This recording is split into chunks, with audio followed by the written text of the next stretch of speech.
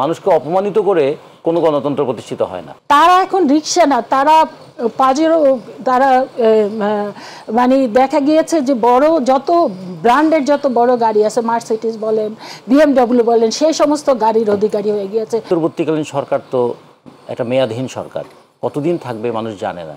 ফলে সেই ক্ষেত্রে কোনো একটা কমান্ড এস্টাবলিশ করা খুব কঠিন হয়ে যায়। স্ট্রং গণতন্ত্র যেটা ব্রিটিশে, মানে ইংল্যান্ডে, সেখানে তো কোনো মানে সংবিধানই নাই।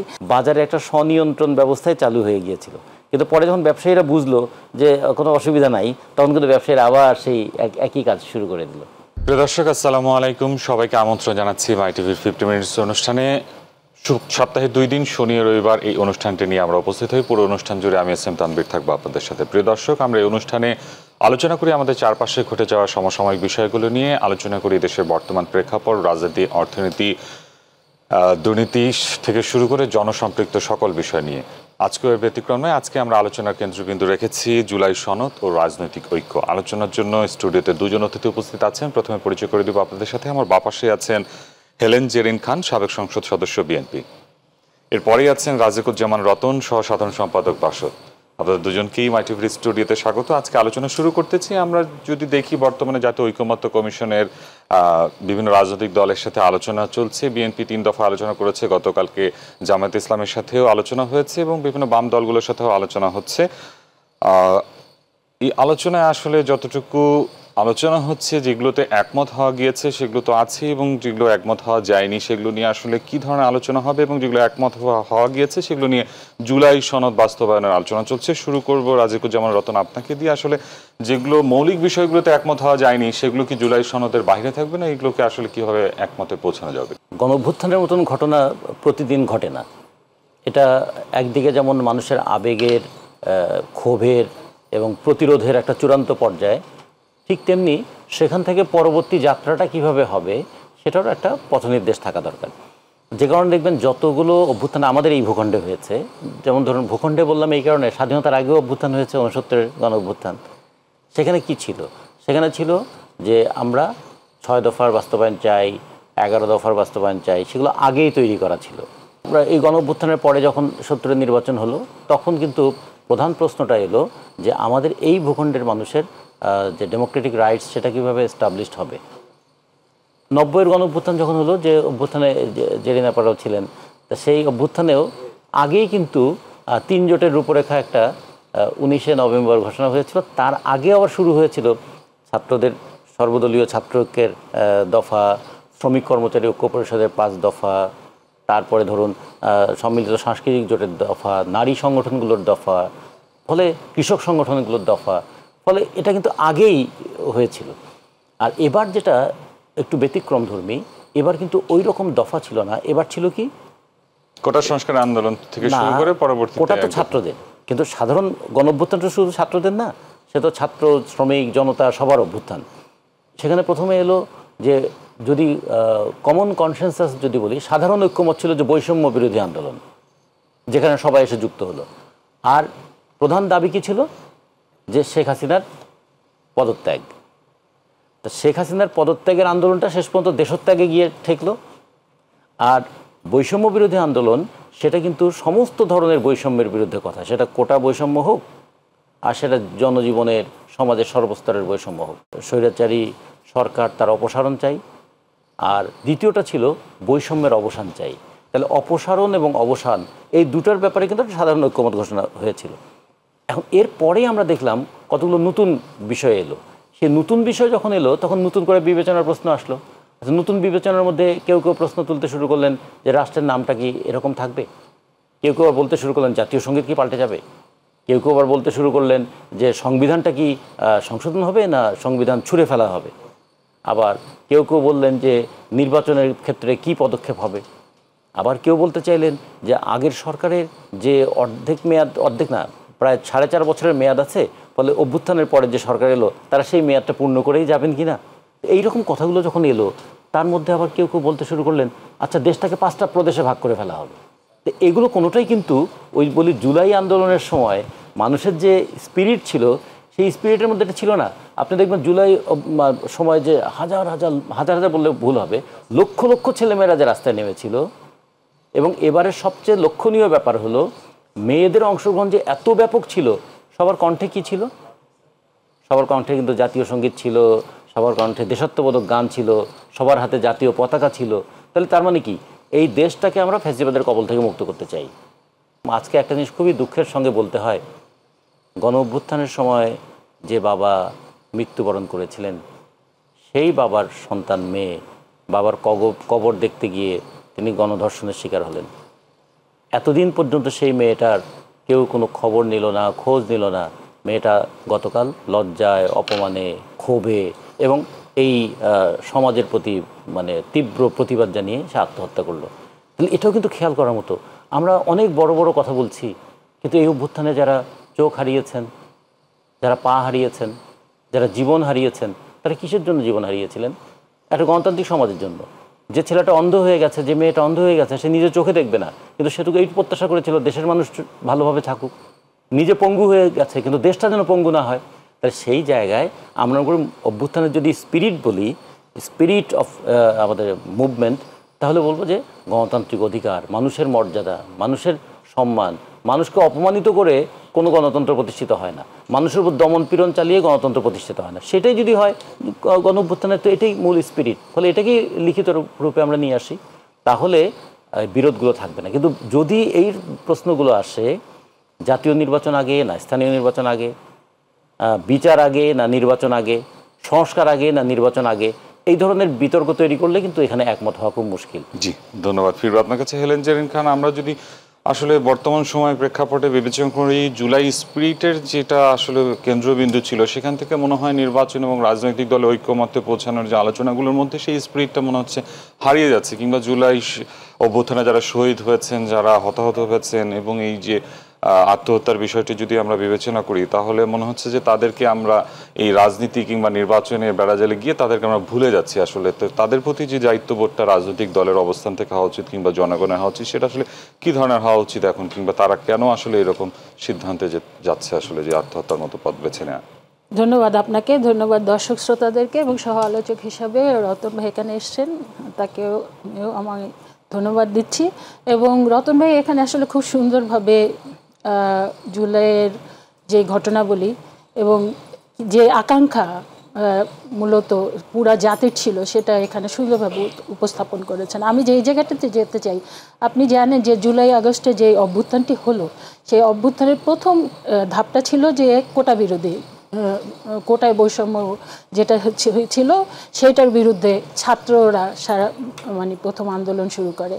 সেই জায়গাতে আমরা দল হিসাবে, জাতীয়তাবাদী দল বিএনপি প্রথম কিন্তু এই যে ছাত্রদের যে এই আন্দোলনটাকে প্রথমে নৈতিক সমর্থন দিল। পরবর্তীতে যখন এর বিরুদ্ধে মানে ছাত্রলীগ এবং আওয়ামী লীগের পক্ষ থেকে, বিশেষ করে ফ্যাসিস্টরা যখন নানা রকমের বক্তব্য দিচ্ছিল, যখন আন্দোলনটা আরও ব্যাপকভাবে হচ্ছিল, তখন বিএনপির পক্ষ থেকে আমরা বললাম যে সর্বোত্তক মানে সমর্থন তাদের দিয়ে বিএনপি কিন্তু মাঠে তাদের সাথে নেমে গিয়ে এলো। বিএনপি ছাত্র দল বলেন কিংবা অন্যান্য যে রাজনৈতিক অঙ্গ সংগঠনগুলো ছিল, তারা সর্বাত্মকভাবে তাদেরকে মানে সাপোর্ট দেওয়ার জন্য নেমে গেল। পরবর্তীতে যখন এরপরে জানেন যে ঢাকা বিশ্ববিদ্যালয় বন্ধ করে দেওয়া হয়েছিল, ঢাকা বিশ্ববিদ্যালয় বন্ধ করে দেওয়ার পরে অনেকটা কিন্তু আন্দোলন স্থগিত হয়ে গেল, এবং পরবর্তীতে দেখা গেল যে সমন্বয়কদের মধ্যে বেশ কিছু গ্রেপ্তার হয়ে গেল, এবং কিছু সংখ্যক দেখা গেল 2-3 জনকে নিয়ে, আপনাদের নিশ্চয়ই মনে আছে যে আইন উপদেষ্টা এবং সালমান এফ রহমান এরা নিয়ে যে একটা মিটিং করলো, সেখানে কিন্তু এই সমন্বয়কদের প্রথম শ্রেণীর যারা, তারা কিন্তু বললো যে না, কয়েকজন মানে গ্রেপ্তার হলো, আর কয়েকজন গিয়ে বললো যে না, আমরা এই আন্দোলন স্থগিত ঘোষণা করলাম। এর পরবর্তীতে দেখা গেল যে না, সেটা কিন্তু আপামর জনসাধারণ, বিশেষ করে আমি বলবো যে রাজনৈতিক দলগুলা কৌশল অবলম্বন করে আন্দোলনটাকে চালিয়ে নেওয়ার জন্য ব্যবস্থা করলো। এবং দেখা গেল যে এই যে বিশেষ করে প্রাইভেট ইউনিভার্সিটির যে ভূমিকা, যাত্রাবাড়িতে, উত্তরাতে, মোহাম্মদপুরে, এইসব জায়গাতে যেই ধরনের আন্দোলন গড়ে উঠলো, এটা কিন্তু একটা বিরাট, এবং তারই ভিত্তিতে দেখা গেল যে 9 দফার একটা কর্মসূচি দেওয়া হলো সেটাকে, এবং সেই 9 দফাতেও যখন ব্যাপকভাবে মানে ছাত্রনেতাদের বিভিন্ন, বিশেষ করে আপনি জানেন যে বিএনপির আমাদের কিন্তু স্থায়ী কমিটির একেবারে প্রায় সবাইকেই গ্রেপ্তার করা হলো। আমাদের সব স্তরের নেতাকর্মীদের কেউ বাড়িতে থাকতে পারছে না, সবাইকে যে যেখানে পারছে ধরে নিয়ে যাচ্ছে, ছাত্রদেরকে যে যেখানে পারছেন ধরে নিয়ে যাচ্ছে। এইরকম একটা অবস্থার মধ্যে দিয়ে তখন কিন্তু এক দফার একটা মানে ঘোষণা এলো, এবং এক দফার ঘোষণাতেই হলো কি সারা জাতি কিন্তু ঝাঁপিয়ে পড়লো। কারণ কি, তাহলে আমরা বলতে পারি যে জুলাই আগস্টের মূল আকাঙ্ক্ষাটা ছিল যেখানে, সেটা ছিল যে ফ্যাসিস্ট শেখ হাসিনার পতন। এই দফাকে কেন্দ্র করেই কিন্তু পুরা জাতি একত্রিত হলো। এবং আপনি জানেন যে জুলাই আগস্টের মূল আকাঙ্ক্ষা যেখানে ছিল, প্রথমত বৈষম্য, সেই বৈষম্য যে ছাত্রদের মধ্যে যে কোটার মধ্যে যে বৈষম্য সেটা না, এই বৈষম্যটা ছিল সর্বস্তরে। আপনি মানুষের বৈষম্য, আপনি মানে এক শ্রেণী মানে টাকার পাহাড়, তারা যেমন দেশে তেমন এই টাকা বিদেশে পাচার করছিল।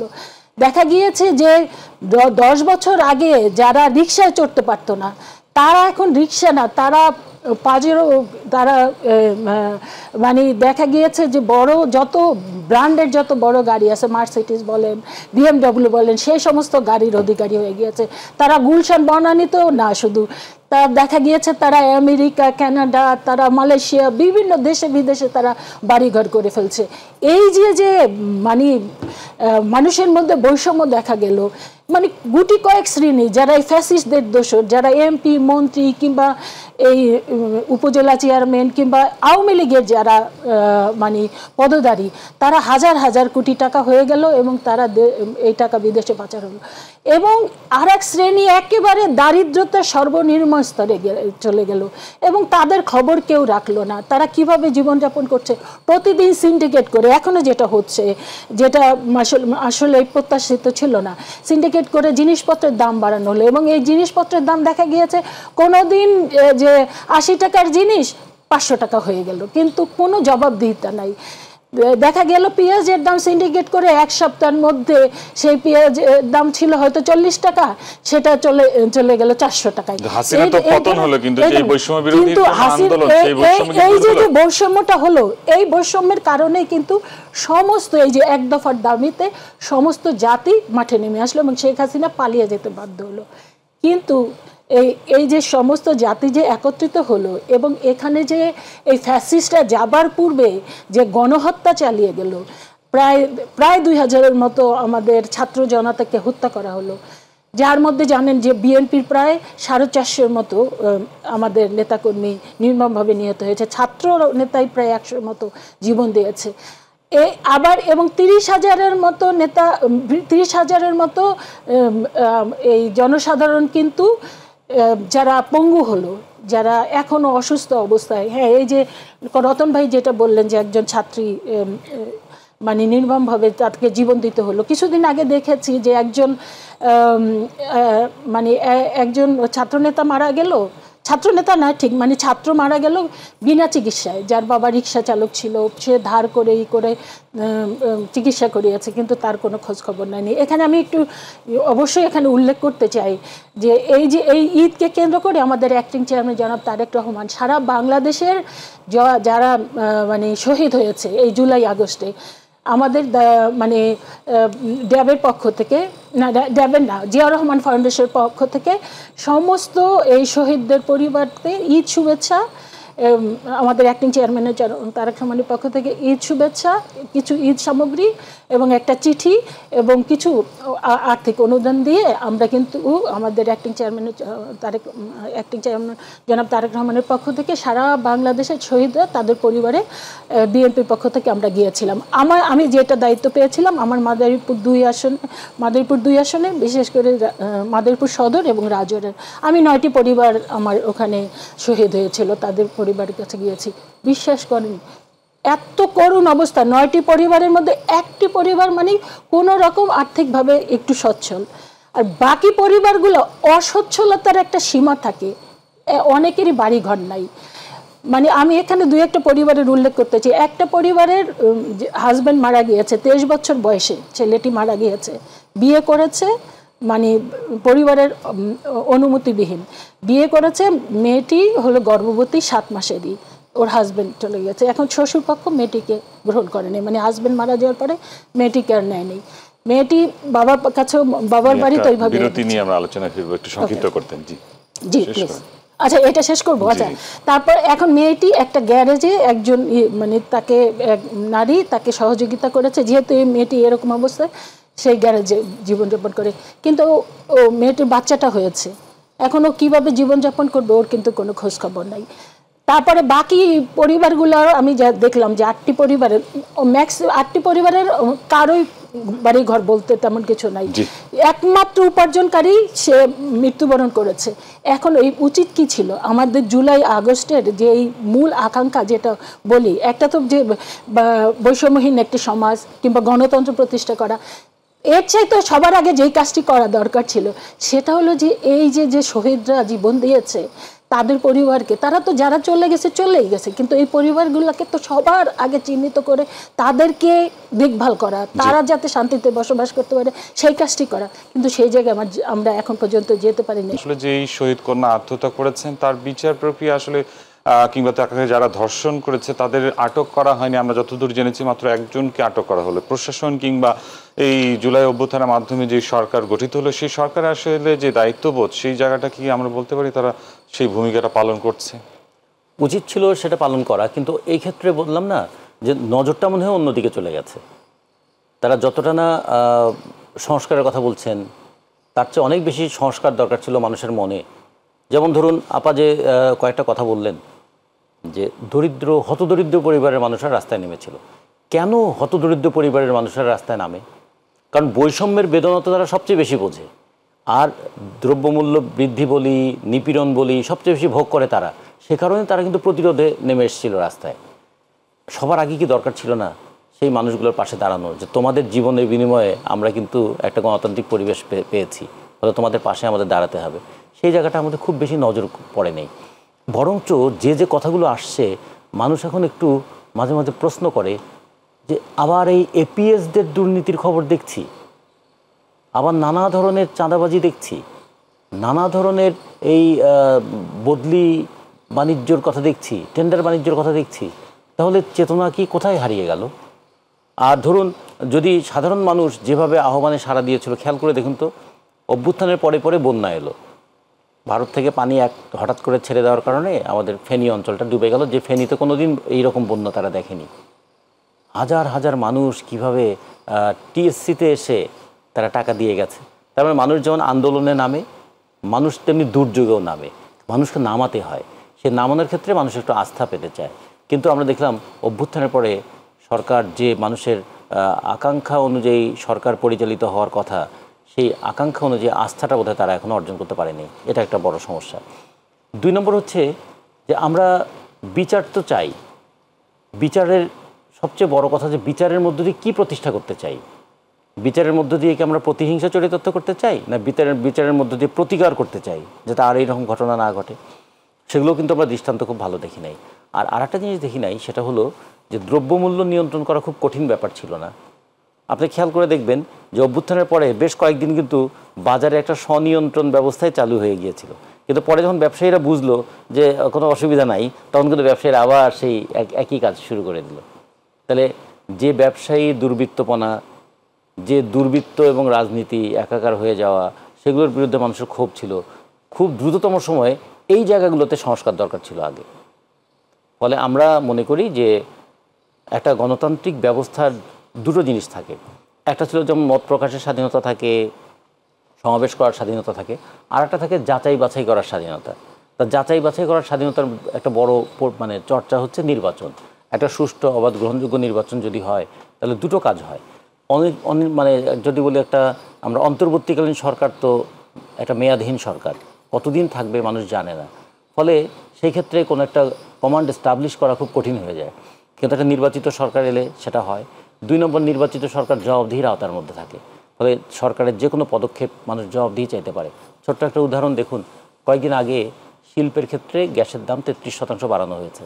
কোনো নির্বাচিত সরকার যদি এইটা বাড়াতো তাহলে নিশ্চয়ই তাকে একটা প্রতিরোধের মুখোমুখি হতে হতো। কিন্তু অন্তর্বর্তীকালীন সরকারের বিরুদ্ধে সেইরকম কোনো প্রতিবাদ কিন্তু কেউ করেনি। সবাই মনে করেছে অন্তর্বর্তীকালীন সরকার ঠিক আছে, কয়দিন আর থাকবেন, তারা যেভাবে পারুক দেশটা চালাক। এই যে যেভাবে পারুক দেশ চালাক, এর মধ্যে দিয়ে কিন্তু একটা অ্যাডহক চিন্তা হয়, যা হচ্ছে চলুক। এইটা কিন্তু গণতান্ত্রিক চর্চাটাকে ব্যাহত করতে পারে। আমরা এই কারণে মনে করি যে খুব দ্রুত একটা মানে ঘোষণা দেওয়া দরকার ছিল যে আমরা অন্তর্বর্তীকালীন সরকার যতটুকু সংস্কার করে, যতটুকু অতীতের পুরনো জঞ্জালটাকে পরিষ্কার করে একটা সুষ্ঠু অবাধ গ্রহণযোগ্য নির্বাচন করা দরকার, সেই নির্বাচনের একটা রোডম্যাপ ঘোষণা করে দিলাম। এর মধ্যেই রোডম্যাপ ঘোষণা হবে। কেউ যেন কখনো সন্দেহ না করে যে আমরা দীর্ঘদিন ক্ষমতায় থাকতে এসেছি, কারণ আমাদের এখানে মানুষের এই একটা সন্দেহ আছে, ক্ষমতায় গেলে কেউ ক্ষমতা থেকে যেতে চায় না। সে নির্বাচনের নামে প্রহসন করে হোক, অথবা অভ্যুত্থান ঘটিয়ে হোক, অথবা সেনা শাসন দিয়েই আসুক, এইটার থেকে মানুষকে অতটা আস্থার জায়গায় নিয়ে আসা দরকার ছিল। সেই জায়গায় আমরা একটা ঘাটতি লক্ষ্য করেছি। প্রধান উপদেষ্টার প্রেস উইংস থেকে বলা হয়েছে যে আসলে জুলাইয়ের মধ্যেই নির্বাচন হবে, এর মধ্যেই রোড ম্যাপ দেওয়া হবে। তো আসলে যে ঐকমত্য কমিশনের আলোচনাগুলো চলছে, এগুলো কি আসলে জুলাইয়ের মধ্যে বাস্তবায়ন করা সম্ভব কিনা, কিংবা সংস্কার কতটুকু? দুটা যদি সাইমালটেনিয়াসলি চলে কোনো অসুবিধা নেই, মানে পাশাপাশি যদি চলে। সংস্কার তো অনেক ক্ষেত্রে করতে হবে, সংস্কারের আলোচনা চলতে থাকুক। এবং সংস্কারটা শেষ পর্যন্ত কে করবে? সংস্কারের যে প্রস্তাবগুলো আসবে সে প্রস্তাব তো শেষ পর্যন্ত বাস্তবায়িত করবে কোনো না কোনো একটা নির্বাচিত সরকার। কারণ এই অন্তর্বর্তীকালীন সরকারকে সাংবিধানিক বৈধতা দিতে হবে তো একটা নির্বাচনের মাধ্যমে গঠিত সংসদে। ফলে দুটোই পাশাপাশি চলুক না, কোনো অসুবিধা নেই। তো একটার পরে আর একটা, কিংবা একটার প্রতিপক্ষ আর একটা, এইভাবে না ভেবে সংস্কারের জন্য আলোচনা চলতে থাকুক, বিভিন্ন স্টেক হোল্ডারদের সঙ্গে মত বিনিময় চলতে থাকুক, প্রস্তাবগুলো সুনির্দিষ্ট করা হোক, এবং যেগুলো স্বল্পমেয়াদী সেগুলো স্বল্পমেয়াদী, যেগুলো মধ্যমেয়াদী, কোনগুলো দীর্ঘমেয়াদী সেগুলো সর্ট আউট করা হোক, এবং মানুষের কাছে একটা ম্যান্ডেট হিসেবে থাকুক। আমরা কিন্তু প্রশাসনের ক্ষেত্রে, পুলিশের ক্ষেত্রে, নির্বাচন ব্যবস্থার ক্ষেত্রে এই বিষয়গুলো চাই। কিন্তু এখন আমরা নির্বাচনটা করছি একটা তত্ত্বাবধায়ক সরকারের অধীনে, এবং একটা সুষ্ঠু অবাধ গ্রহণযোগ্য নির্বাচন করার জন্য টাকা, পেশি শক্তি, সাম্প্রদায়িকতার ব্যবহার এগুলো বর্জন করে একটা সুষ্ঠু অবাধ নির্বাচন করব। এবং নির্বাচনের পরে যে সরকার ক্ষমতায় আসবেন তার উপরে কিন্তু এই দায়িত্বটা থাকবে যে সংস্কারের সুপারিশগুলো তৈরি করা হলো সেই সরকার সংস্কারগুলো বাস্তবায়ন করবেন, না করলে তাকে জবাবদিহি করতে হবে। এরকম একটা জায়গায় আসলে কিন্তু মানুষের একটা আস্থার জায়গা তৈরি হয়। তা নাহলে আবার দুই ধরনের কথা আমরা শুনছি। এক ধরনের বলছে যে আগে সমস্ত সংস্কার সম্পন্ন করতে হবে তারপরে নির্বাচন, আবার কেউ কেউ বলছেন মানে আকাশে বাতাসে নাকি এই কথাগুলো এখন ছড়িয়ে পড়েছে যে এই সরকারকে জনগণ অনেক দিন দেখতে চায়। তাহলে এই দুটোই কিন্তু আবার প্রধান উপদেষ্টা যা বললেন তার সঙ্গে এটা আবার মিলছে না। সেখান থেকে কিন্তু একটা সন্দেহের জায়গা তৈরি হয়। তাহলে কি সংস্কার এবং নির্বাচনকে মুখোমুখি দাঁড় করিয়ে দেওয়া হচ্ছে? এই সন্দেহটা থাকাটা ঠিক নয়। জি, ধন্যবাদ ফিরোজ আপনার কাছে। হেলেন জেরিন খান, বিএনপির সাথে ঐকমত্য কমিশনের যে আলোচনাগুলো হয়েছে, মৌলিক কিছু বিষয়ে আসলে দ্বিমত রয়েছে, যেমন দুবারের বেশি প্রধানমন্ত্রী হওয়া যাবে না, আপনাদের বিএনপির তরফ থেকে বলা হয়েছে মাঝখানে বিরতি দিয়ে আবার হতে পারবে। এছাড়াও সংবিধান সংস্কার, নিরপেক্ষ নির্বাচন, বিচারহীনতার যে সংস্কৃতিটা ছিল, তারপরে দ্বিকক্ষ বিশিষ্ট পার্লামেন্ট, এইসব বিষয়গুলোতে যেগুলো মৌলিক বিষয়গুলোতে আসলে একমত হওয়া যায়নি, সেই বিষয়গুলো নিয়ে আপনারা কিভাবে চিন্তা করছেন? আসলে ঐকমত্যে পৌঁছাতে না পারলে কিভাবে নির্বাচনের দিকে যাবেন, কিংবা ডিসেম্বরের মধ্যে আপনারা যে নির্বাচন দাবি করছেন, বলা হচ্ছে প্রধান উপদেষ্টার প্রেস উইংস থেকে যে জুলাইয়ের মধ্যেই আসলে নির্বাচনটা হবে, তো এর মধ্যে এই বিষয়গুলো কিভাবে সমাধানের চিন্তা ভাবনা করছেন? ধন্যবাদ আপনাকে। আমাদের যে বিষয় মৌলিক বিষয়গুলো আপনারা জানেন যে প্রধান উপদেষ্টা কিন্তু তিনি তার এই যে সংস্কার কমিটিগুলো করার পূর্বে প্রথমে যে বিষয়টি তিনি উল্লেখ করেছিলেন, বলেছিলেন যে যেই বিষয়গুলো মানে প্রত্যেকটা দল মানে সর্বসম্মতভাবে মানে ঐক্যমতে আসবে সেটা নিয়ে জুলাই চার্ট আউট হবে, এবং যেগুলো আসবে না সেগুলো পরবর্তী নির্বাচন যারা নির্বাচিত হবে সেগুলা ধরেন যেটা হয় যে পরবর্তী নির্বাচনকে কেন্দ্র করেই যারা যেই বিষয়গুলোতে মানে ঐক্যমতে আসতে পারলো না, যেমন ধরেন বিএনপি কয়েকটা বিষয়ে টোটাল হলো সংস্কার প্রস্তাব যেটা আসছে 6টি কমিশনের, সব মিলিয়ে হলো প্রায় 694টা, প্রায় 700-র মতো। তার মধ্যে সম্ভবত 80-85টা বিএনপি ঐক্যমতে হতে পারেনি, বাকি সবগুলোই কিন্তু ঐক্যমতে গিয়েছে। এখন এই যেগুলোতে আমরা ঐক্যমতে আসতে পারলাম না, আমরা এগুলা নিয়ে জনগণের কাছে যাব। আমরা নির্বাচনে যে প্রজেকশন হবে সেখানে আমরা এই বিষয়গুলো তুলে ধরবো। আর যদি আমাদের বিপক্ষে যারা আছে, যারা আমাদের বিপক্ষে মানে কথা বলছে, তারা তাদের প্রস্তাবগুলো জনগণের সামনে নিয়ে যাবে। এখানে তখন জনগণ এই তো ডিসাইড করবে। মূলত আপনি যেটাই বলেন, এই জুলাই চার্টার বলি কিংবা আমরা যে সংস্কারের কথাই বলি, আলটিমেটলি এটার মূল মালিক হচ্ছেন জনগণ।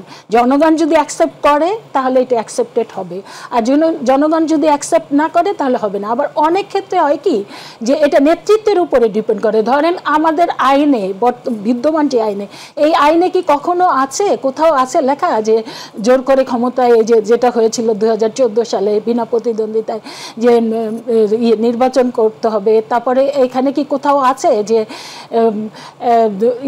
দিনের ভোট রাতে করা হবে? তারপর পরবর্তীতে যেটা হলো 2024-এ আমি ডামি নির্বাচন, এগুলো তো আমাদের আইনে কোথাও লেখা নাই। আবার ধরেন যে মানে গণতন্ত্রের সূতিকাগার যেখানে বলা হয়, সবচেয়ে মানে স্ট্রং গণতন্ত্র যেটা ব্রিটিশে, মানে ইংল্যান্ডে, সেখানে তো কোনো মানে সংবিধানই নাই, তারপরেও তো সেখানে মানে কি উন্নত মানের গণতন্ত্র আছে। এইগুলো কিন্তু মাইন্ডসেটের ব্যাপার।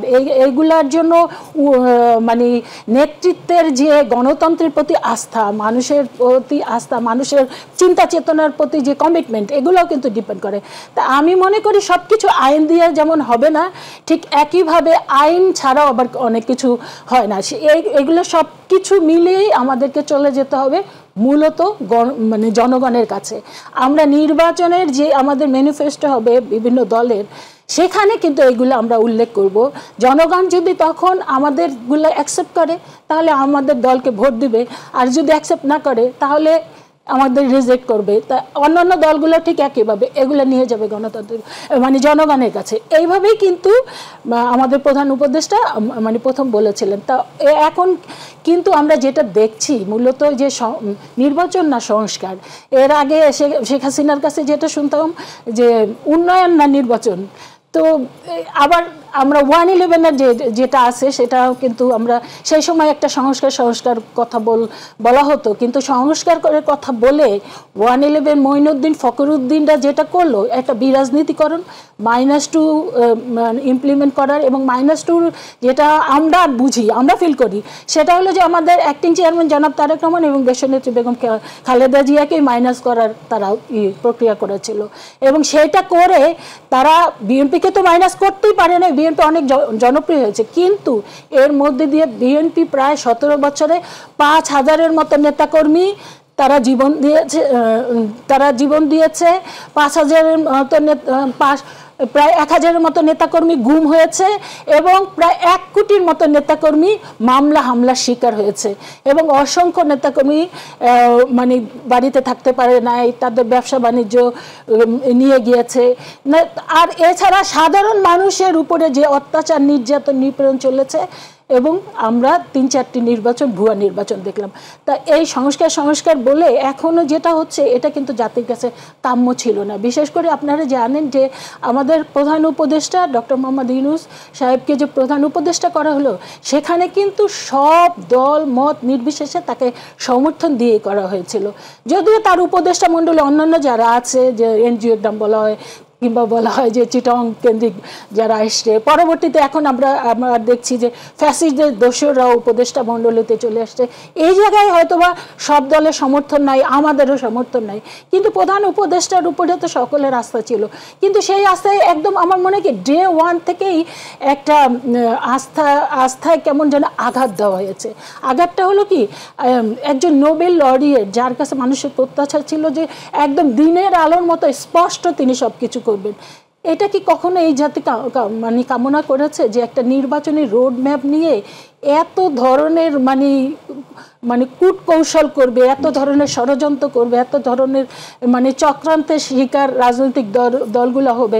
কখনো দেখেন বলা হচ্ছে যে সংবিধান মানে পুরো পরিবর্তন করতে হবে, কখনো বলা হচ্ছে যে গণপরিষদ করতে হবে, কখনো বলা হচ্ছে স্থানীয় নির্বাচন করতে হবে, কখনো বলা হচ্ছে ফ্যাসিস্টদের বিচার ছাড়াই বাংলাদেশে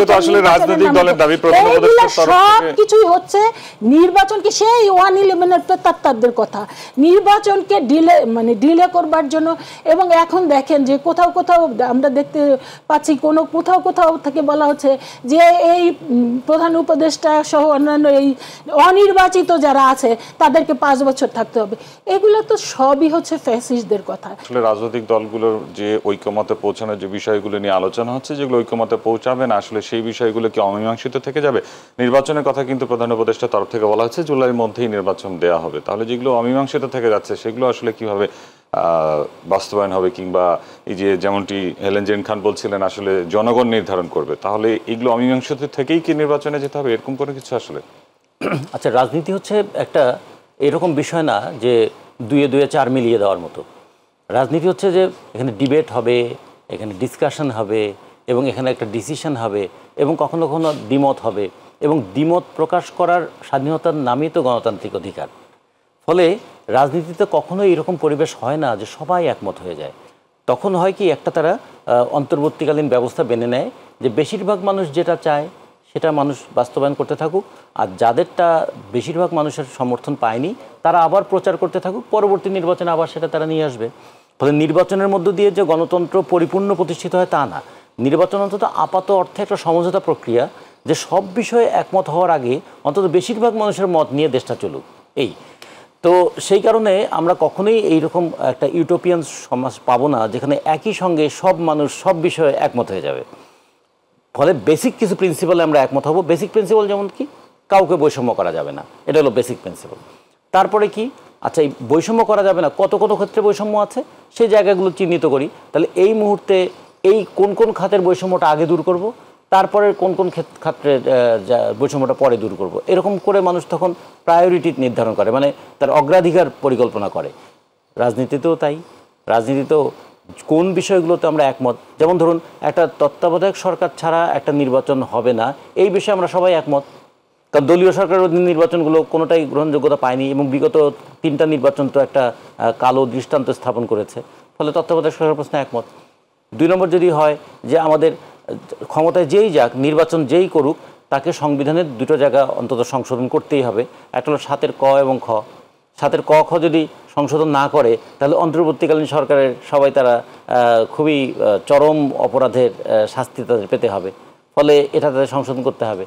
3 নম্বর, যদি আবার একটা প্রশ্নে একমত দ্বিমত দুটোই থাকবে, সেটা কি 70 অনুচ্ছেদ নিয়ে। কেউ কেউ বলবেন 70 অনুচ্ছেদ পুরোটা বাতিল করা উচিত, কেউ কেউ বলবে না কিছুটা স্বাধীনতা থাকা উচিত, কিছুটা দলীয় নিয়ন্ত্রণ থাকা উচিত। ফলে এখানে পুরো বিষয়ে একমত অনেকে হবে না। তারপরে ধরেন যদি বলে যে প্রদেশ করার ব্যাপারে, দেখা যাবে বেশিরভাগ দলই বলবেন যে প্রদেশ করার কোনো দরকার নাই, আমাদের একটা ইউনিট রাষ্ট্র, এটাতে প্রদেশ করে আঞ্চলিকতা প্রাদেশিকতা এগুলো বাড়িয়ে তোলা একদিকে যেমন সংকট তৈরি হবে, দ্বিতীয়ত মাথাবাড়ি 5টা তাহলে প্রাদেশিক মন্ত্রিসভা হবে, 5টা প্রাদেশিক সংসদ হবে, 5টা প্রাদেশিক সরকার হবে। তার মানে কত বড় খরচের বোঝা চাপবে দেশের উপরে, সেটা কি এই মুহূর্তে আমাদের খুব প্রয়োজন? ফলে এরকম অনেক বিষয় দেখবেন যে আলোচনা যেগুলো আসছে, কিছু কিছু বিষয়ে খুব দ্রুত একমত হয়ে যাওয়া যাবে, কিছু কিছু বিষয়ে একমত হওয়া যাবে না, কিছু কিছু বিষয় আমরা জনগণের উপর ছেড়ে দেবো যে ঠিক আছে পরবর্তী নির্বাচনের মধ্য দিয়ে আমরা আবার জনমত গঠনের চেষ্টা করব। ফলে এই ফ্লেক্সিবিলিটিটা হচ্ছে বিউটি অফ ডেমোক্রেসি। অনেকে বলেন না যে বিতর্কটা গণতন্ত্রের সৌন্দর্য, সাথে সাথে কিন্তু ফ্লেক্সিবিলিটিটাও গণতন্ত্রের সৌন্দর্য। যেমন আপনার সঙ্গে আমি যে বিষয়ে একমত হতে পারলাম না, আমরা ঠিক আছে আপাতত যেটুকু একমত হতে পেরেছি সেটুকু নিয়ে চলি, বাকিটা আমরা পরে আলোচনা করব। এটা শুধু সমাজের গণতন্ত্রের জন্য না, এটা পরিবারের গণতন্ত্রের জন্য তো দরকার। এটা বন্ধুবান্ধবদের সঙ্গে যখন একসঙ্গে আমরা কথা বলি, তো বন্ধুবান্ধবরা সবাই সব বিষয়ে একমত হয়ে যায়, তা তো হই না। ফলে এটা আমাদের লাইফ প্র্যাকটিস, এই যে জীবনের প্র্যাকটিসের মধ্য দিয়ে তো এই শিক্ষাটা আমরা নেই। যে জিনিসটা আমরা জীবন থেকে নেই সেটা কি আমাদের রাজনীতিতে প্রয়োগ হয় না? হবেই তো। ফলে এই জন্য আমরা মনে করি না যে সব বিষয়ে একমত হওয়ার পরে নির্বাচন, তা না। যে বিষয়ে একমত হয়েছে সেটাকে ধরে, যে বিষয়গুলোতে দ্বিমত আছে সেগুলো আলোচনা চলতে থাকুক, এবং শেষ পর্যন্ত আলটিমেট জাজ হচ্ছে জনগণ, জনগণের কাছে যেতে থাকবো। তো আমরা মনে করি সেই প্রক্রিয়া যদি চলি, তাহলে গণঅভ্যুত্থানের মধ্যে যে মূল আকাঙ্ক্ষাটা তৈরি হয়েছিল, এমন একটা সমাজ চাই যেখানে রাত 12টার সময় যে মেয়েটা মিছিল করতে পারতো, সেই মেয়েটা আজকে রাত 9টার পরে হাঁটতে পারে না কেন? এইটা আমরা দেখতে চাইনি। গণঅভ্যুত্থানের আগে আমি বৈষম্যের বিরুদ্ধে কথা বলেছিলাম, এখন আবার বাবার টাকা নাই বলে আমি চাকরি পাবো না, কিংবা আমি পড়তে পারবো না, কিংবা আমি একটা প্রশিক্ষণ নিতে পারবো না, এটা হবে কেন? কিংবা হাসপাতালে গিয়ে ট্রিটমেন্ট পাবো না কেন? এই যে অনেকগুলো আকাঙ্ক্ষা যে তৈরি হয়েছিল, তাহলে আগামী বাজেটে আমরা তার প্রতিফলন দেখতে চাই। যেমন ধরুন গণ অভ্যুত্থানের পরে শ্রীলঙ্কায় যে সরকার এসেছে, শ্রীলঙ্কায় তো রাষ্ট্রপতি পালিয়ে গিয়েছিলেন, শ্রীলঙ্কার যে সরকার এসেছে তারা ইতিমধ্যেই তাদের সমস্ত ঋণ পরিশোধ করে ফেলবেন এবং 2026 সালের মধ্যে দেশটাকে ঋণমুক্ত করবেন বলে ঘোষণা দিয়েছেন। 2 নম্বর, মুদ্রাস্ফীতি তারা কমিয়ে ফেলেছেন। 3 নম্বর, তারা এবার বাজেটে কৃষি, শিক্ষা এবং স্বাস্থ্যে সর্বোচ্চ বরাদ্দ দিয়েছেন। তো ফলে আমরাও দেখতে চাইব গণ অভ্যুত্থানের পরের যে সরকার নতুন বাজেটটা যেটা আসছে সেই বাজেটে আমরা জনগণের পক্ষে যেন বাজেট হয় সেটা আমরা দেখব। আমরা ইতিমধ্যে ভ্যাট বাড়ানোর একটা প্রস্তাব দেখেছিলাম, জনগণের মধ্যে অসন্তোষ থাকার কারণে ভ্যাট কিছুটা কমানো হয়েছে, কিন্তু দ্রব্যমূল্যের উপরে হাত দেওয়া হয়নি, দ্রব্যমূল্য নিয়ন্ত্রণ করা যায়নি। আজকেও একটা জরিপে আমরা দেখা গেল যে গত 39 মাস ধরে টানা জিনিসের দাম যেভাবে বাড়ছে এবং মানুষের যে আয় যেভাবে বাড়ছে, দুটোর মধ্যে বিরাট অসঙ্গতি। তবে সাধারণ মানুষ কিন্তু কোনোভাবেই আর আয়ের সঙ্গে ব্যয় মেলাতে পারছে না। তাহলে এইটা কন্টিনিউ করার জন্যই কি আমাদের সরকার? এটা তো আগের সরকার দুর্নীতি করেছে, লুটপাট করেছে, পরে যারা আসবেন তারা কি দুর্নীতি এবং লুটপাটের লাগাম টেনে ধরবেন না? আমরা তো এটা বলতে পারি যে একদিনে সব দুর্নীতি দূর করা যাবে না, দুর্নীতি দূর করা যাবে না, কিন্তু ক্ষেত্র তো চিহ্নিত করা যাবে। বাংলাদেশ ব্যাংক থেকে তো টাকা পাচার করার কোনো নিয়ম নাই। একজন ব্যক্তি বাইরে গেলে সর্বোচ্চ $10,000 নিয়ে যেতে পারেন। তাহলে টাকাগুলো আসলে যে ফেরত আনার কথা বলা হচ্ছিল সেই প্রক্রিয়াটা আসলে সেই প্রক্রিয়াটা নিয়েও তাহলে আমরা তৎপরতা দেখব যে ভাই এগুলো আমাদের দেশের জনগণের টাকা, একজন চুরি করে নিয়ে গিয়েছিল, চুরি করে তোমার ব্যাংকে টাকা রেখেছে, আমরা খোঁজ পেয়েছি তোমাদের ব্যাংকে এই পরিমাণ টাকা আছে। যে মানুষটা তোমাদের ওখানে 360টা বাড়ি কিনলো, তোমরা কি একবারও জিজ্ঞেস করলে না এই বাড়ি কেনার টাকাটা সে কোথায় পেলো? যে মানুষটা তোমার এখানে দেশে সে একজন সচিব কিংবা দেশে একজন পুলিশের কর্মকর্তা, কিন্তু এখানে একটা ব্যয়বহুল স্কুলে যখন লেখাপড়া করাচ্ছে, তোমরা কি একবারও খোঁজ নাওনি এই টাকাটা কোথা থেকে আসে? ফলে তোমাদেরকে আমরা অ্যাকিউজ করি না, কিন্তু যে টাকাটা তোমাদের কাছে এসেছিলো এটা গরিব দেশের জনগণের টাকা, ভাই এই টাকাটা তোমরা ফেরত দেওয়ার ব্যবস্থা করো। তারা যদি নাও দেয়, প্রফেসর ইউনূসের যে বিশ্বব্যাপী খ্যাতি আছে, প্রফেসর ইউনূস যে এই কথাগুলো বলে, তাহলে সেই সমস্ত দেশের সরকারগুলো কিন্তু একটু চাপে পড়ে যাবে। এবং শুধু বাংলাদেশের দুর্নীতির জন্য না, পৃথিবীর যে কোনো দেশের দুর্নীতিবাজরা যে টাকা পাচার করে ইউরোপে এবং আমেরিকাতে, যে দেশগুলোকে আমরা বলি তারা আমাদেরকে গণতন্ত্র শেখায়, সেই দেশগুলো কিন্তু দুর্নীতির টাকা আবার তাদের দেশে বিনিয়োগ করে। ফলে এগুলোও আমাদের একটু খেয়াল করা দরকার। এবং আমরা মনে করি দুর্নীতি বিরোধী এই লড়াইটা গোটা সমাজে তৈরি করতে হবে। ছোট্ট এইটুকু বলে শেষ করি, প্রতি বছর গড়ে 72,000 কোটি টাকা করে পাচার হয়েছে। এই পাচার করা টাকাটা যদি আটকানো যেত, তাহলে বাংলাদেশের প্রত্যেকটা ছেলে মেয়েকে আমরা বিনা পয়সায় শিক্ষা দিতে পারতাম, প্রত্যেকটা কৃষককে আমরা ইউরিয়া সার ভর্তুকি নয় বিনামূল্যে দিতে পারতাম, হাসপাতালগুলোতে আমরা বিনামূল্যে চিকিৎসা দিতে পারতাম। অন্তত পাচারের এই টাকাগুলো রক্ষা করতে পারলে, তাহলে এখন টপ প্রায়োরিটি এটা হওয়া উচিত না? আমাদের জনগণ এত কষ্ট করে রোজগার করে, এক কাপ চা খেতে গেলেও সে ট্যাক্স দেয়, সে একটা লুঙ্গি কিনতে গেলেও ভ্যাট দেয়, সে মিষ্টি, ছেলে মেয়ে মেট্রিক পরীক্ষা কিংবা ইন্টারমিডিয়েটে ভালো রেজাল্ট করেছে, মিষ্টি কিনতে যাবে, সেখানে সে ভ্যাট দেয়, 1 কেজি চিনিতে সে 32 টাকা ট্যাক্স দেয়। এই যে জনগণের যে ট্যাক্সের টাকা, এই টাকা একদল লোক তসরুপ করবে, এটাকে আমরা চলতে দিতে পারি? ফলে আমরা মনে করি নির্বাচনের মধ্য দিয়ে এই সংস্কৃতিটা তৈরি হবে, আর গণ অভ্যুত্থানের মধ্যে দিয়ে আকাঙ্ক্ষা তৈরি হয়েছে, আকাঙ্ক্ষার সঙ্গে যখন সংস্কৃতিটা মিলে যায় তখন একটা দেশ সুষ্ঠু ধারায় এগিয়ে যাবে। আমরা মনে করি সেই দিকে আমাদের এগিয়ে যাওয়ার চেষ্টা করতে হবে। জি, ধন্যবাদ আপনাকে হেলেন জেরিন খান। আমরা অনুষ্ঠানের শেষ প্রান্তে খুবই সংক্ষিপ্ত আকারে আমাদের যদি বলতেন, জুলাই আন্দোলনে যে মামলাগুলো হয়েছিল এই মামলাগুলোতে পরবর্তীতে আমরা দেখেছি যে ঢালাও আসামি করা হয়েছে এবং এর পেছনে আসলে যে পুরনো ক্ষোভ, বাণিজ্য কিংবা তাদের ব্যবসায়িক দ্বন্দ্ব ছিল এগুলোও দেখেছি আমরা, এবং পরবর্তীতে বিএনপি নিজেদের মধ্যেও কিন্তু কিছু কিছু বিক্ষিপ্ত সংঘর্ষের ঘটনা আমরা দেখেছি, খুনের ঘটনাও দেখেছি, তাদের মধ্যে মামলা হয়েছে। আসলে এই সংস্কৃতিগুলো থেকে আমরা কিভাবে বের হয়ে আসতে পারি, কিংবা দল আসলে এগুলো বিষয়ে কঠোর অবস্থানে যেতে পারছে না কেন বা কঠোর হচ্ছে না কেন? ধন্যবাদ আপনাকে। আপনার প্রশ্নের উত্তরে আমি একটাই বলবো যে দল ভীষণভাবে কঠোর। আপনারা জানেন যে আমার মনে হয় না বাংলাদেশের ইতিহাসে কখনো কোনো দল যে এত যে, বিশেষ করে আপনি জানেন যে বিগত 17 বছর আমাদের উপরে কি অত্যাচার, নির্যাতন, নিষ্পেষণ, এবং এই 17 বছর মানে কতটা ডেডিকেশন থাকলে তারপর এরকম মানে একটি দলের সাথে জড়িয়ে থাকে। মানে মানুষ বছরের পর বছর তার এলাকায় যেতে পারে নাই, বাড়িতে যেতে পারে নাই, সন্তানকে দেখতে পারে নাই, স্ত্রীকে দেখতে পারে নাই, বাবা মার মৃত্যু হয়েছে তা সেখানে জানাজা পড়তে যেতে পারে নাই, তারপরেও তাকে 17 বছর তারা কিন্তু দল ছাড়ে নাই, দলের সাথেই থেকেছে। কিন্তু এই দলের নেতাকর্মীদের মাত্র 8-9 মাসে আপনি জানেন যে আমাদের প্রায় 1200-র মতো নেতাকর্মীকে এই করে মানে বিভিন্ন রকমের শাস্তির আওতায় আনা হয়েছে দলের পক্ষ থেকে। কাউকে পদস্থগিত করা হয়েছে, কাউকে বহিষ্কার করা হয়েছে, এই ধরনের মানে সর্বোচ্চ যেটা আছে দলের কাছে যে শক্তি আছে সেটা তাদের উপরে প্রয়োগ করা হয়েছে। কি কারণে? যার বিরুদ্ধে যখন যে অভিযোগ আসছে সেটাকেই আমলে নেওয়া হয়েছে এবং তাদেরকে শাস্তির আয়তায় নেওয়া হয়েছে। আবার দেখেন আমাদের অ্যাক্টিং চেয়ারম্যান জনাব তারেক রহমান কিন্তু তিনি একদম ডিক্লারেশন দিয়েছেন, ঘোষণা দিয়েছেন, আপনি ফেসবুক খুললেই দেখবেন তিনি বলেছেন দলের হয়ে যা কেউ যদি কোনো রকমের চাঁদাবাজি কিংবা কোনো রকমের অপকর্ম করে আপনারা সাথে সাথে তাকে গ্রেপ্তার করেন, তাকে এবং আমাদের দলের নেতাকর্মীরা কিন্তু এমন এক্সাম্পলও হয়েছে, এটা মনে হয় অতীত দিনে কেউ নাই, যে অনেকে নিজেরাই দল থেকেই মামলা করেছে এবং তাদেরকে পুলিশের হাতে ন্যস্ত করেছে। কিন্তু এটা কি উচিত কি ছিল? আমাদের যেটা শক্তি সেটা কিন্তু আমরা প্রয়োগ করেছি। উচিত ছিল যে এই প্রশাসন যারা আছে, বিশেষ করে এই সরকারে যারা আছে, তাদের হাতেই তো সমস্ত ইনস্ট্রুমেন্টস, তাদের হাতেই তো আইন শৃঙ্খলা বাহিনীগুলো। উচিত ছিল যে অপরাধী সে কোনো দলের না, সে অপরাধী, এইটাই হচ্ছে তার বড় পরিচয়, তাকে গ্রেপ্তার করা। কিন্তু না, এখানে দেখছি এখানেও কিন্তু একটা রাজনীতি হচ্ছে।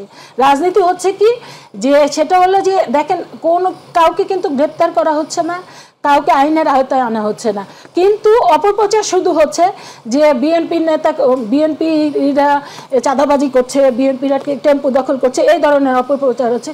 তো চাঁদাবাজি করলে, টেম্পু দখল করলে আপনারা গ্রেপ্তার কেন করছেন না?